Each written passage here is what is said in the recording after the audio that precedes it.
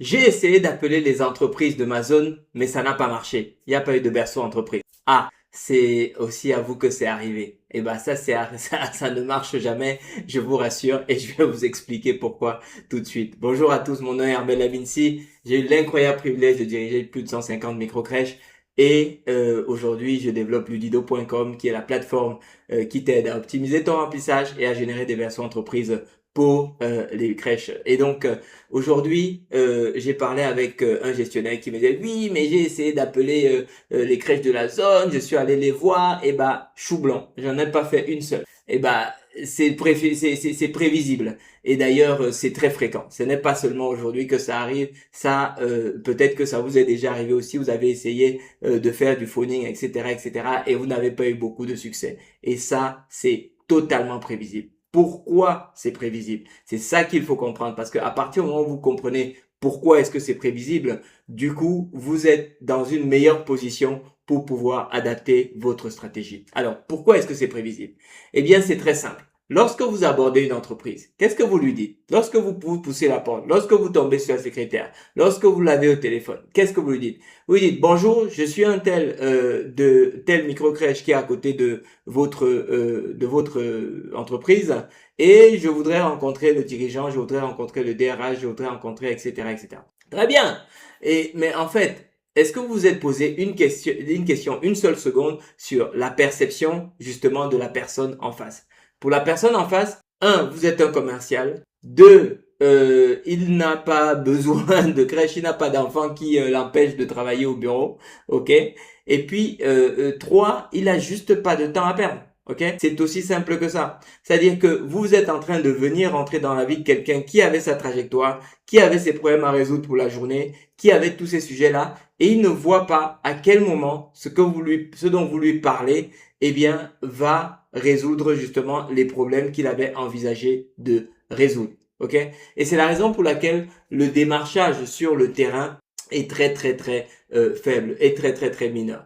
La raison pour laquelle cette stratégie ne fonctionne pas, c'est très simple. C'est que la décision de réserver un berceau en soi n'est pas une décision attractive pour une entreprise. Ok? Pour deux raisons. Premièrement, c'est que avant de décider de réserver un berceau, il faut déjà être sensible aux problèmes que résout le berceau. Si l'entreprise n'est pas sensible aux problèmes que résout le berceau pour elle ne représente qu'une dépense. Ok? Le berceau entreprise pour cette entreprise-là ne représente qu'une dépense. Alors que justement, puisque avec votre approche, l'entreprise, aujourd'hui, les berceaux d'entreprise, c'est pas encore les tickets resto. Les gens n'ont pas encore compris quel était l'intérêt, ce que ça pouvait leur apporter, etc., etc.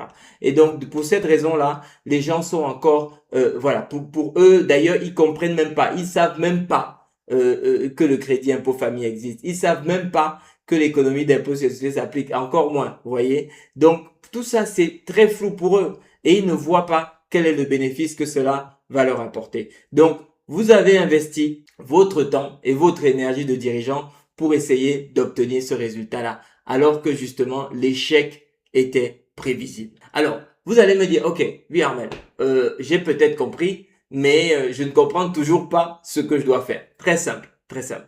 C'est que la prospection des entreprises sur le territoire autour de votre crèche, eh bien, il ne doit pas se faire en prospection directe. Désormais, vous l'avez compris, les gens ne comprennent pas ce que vous avez à leur proposer. Ils ne comprennent pas à quel point, à quel moment est-ce que ça contribue à résoudre leurs problèmes. Et puis surtout, vous êtes au courant de tous les dispositifs qui font que ça ne leur coûte quasiment rien. Eux, ils ne le savent pas. Mais même s'ils le savaient, ils ne le feraient probablement pas. Pourquoi? Parce que de toute façon, le raisonnement, ce serait le même. C'est que ça va me demander du temps, ça va me demander de la gestion.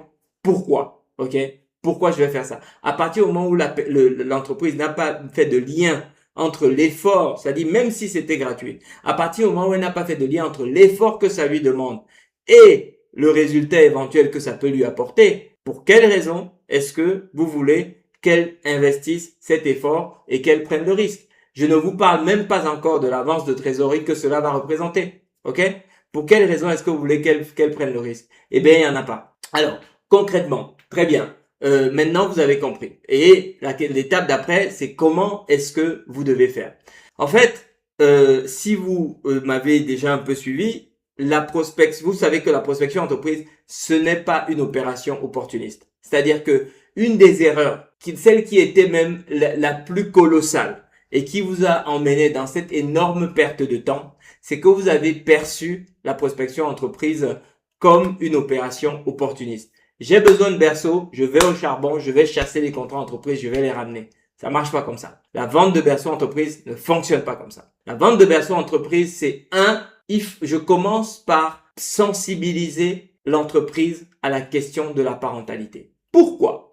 Parce que pour une question simple, pour un calcul tout simple, quelle est la probabilité qu'au moment où vous touchez l'entreprise, imaginons même qu'elle ait pu être intéressée, quelle est la probabilité qu'au moment où vous touchez l'entreprise, que cette dernière soit effectivement intéressée de 1, de 2, qu'elle est un parent de jeunes enfants, ok? De 3, que ce parent de jeunes enfants ait un enfant entre 0 et 2 ans et demi.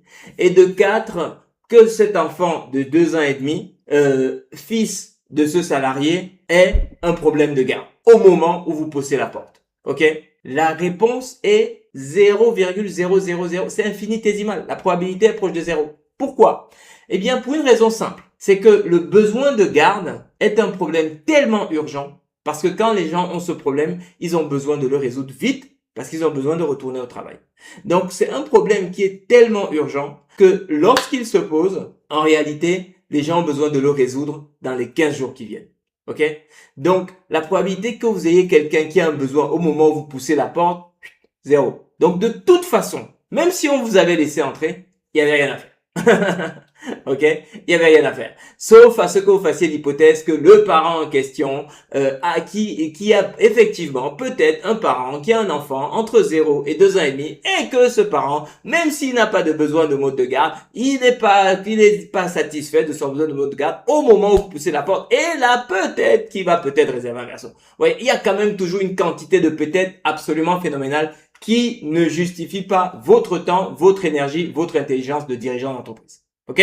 Donc ça, c'est la première chose. Alors, donc à l'inverse, ce qu'il va falloir faire, c'est mettre en place une stratégie qui va vous permettre, en fait, de contrôler la parentalité dans toutes les entreprises qui entourent votre crèche. Ok? Voilà comment est-ce que vous devez dérouler, en fait, la stratégie de prospection entreprise autour de votre crèche. Vous ne devez pas vous époumoner à aller pousser les portes. Vous allez juste avoir une chose, ça s'appelle les barrages secrétaires. Ok? C'est comme ça qu'on les appelle dans le métier. Par contre, si derrière, vous contrôlez la sensibilisation des entreprises autour de votre crèche, eh bien, à la parentalité en entreprise, vous devenez petit à petit la décision inévitable dès qu'il y a un événement parentalité qui se produit. Ok? Vous devenez de manière inévitable la décision, la destination dès qu'il y a un événement parentalité qui se produit. Donc, c'est comme ça que vous devez mettre en œuvre cette stratégie si vous voulez décrocher les contrats entreprises autour de votre crèche. Ok? Alors, vous allez me dire, oui, Armel, mais comment concrètement est-ce que on va pouvoir le faire? En fait, c'est très simple. Quels sont les besoins que peuvent avoir les entreprises en termes de parentalité autour de votre établissement? Quelles sont les obligations parentalité que peuvent avoir ces entreprises autour de votre établissement? Quel est le cadre réglementaire, eh bien, qui s'applique à eux vis-à-vis de la parentalité autour de votre établissement? Est-ce que vous êtes en mesure de construire un dispositif qui leur apporte de manière pertinente les questions à ces différents sujets? Si c'est le cas, vous êtes celui qui va leur tenir la main pour les amener gentiment à la parentalité en leur expliquant l'intérêt qu'ils ont à s'y intéresser. Ok?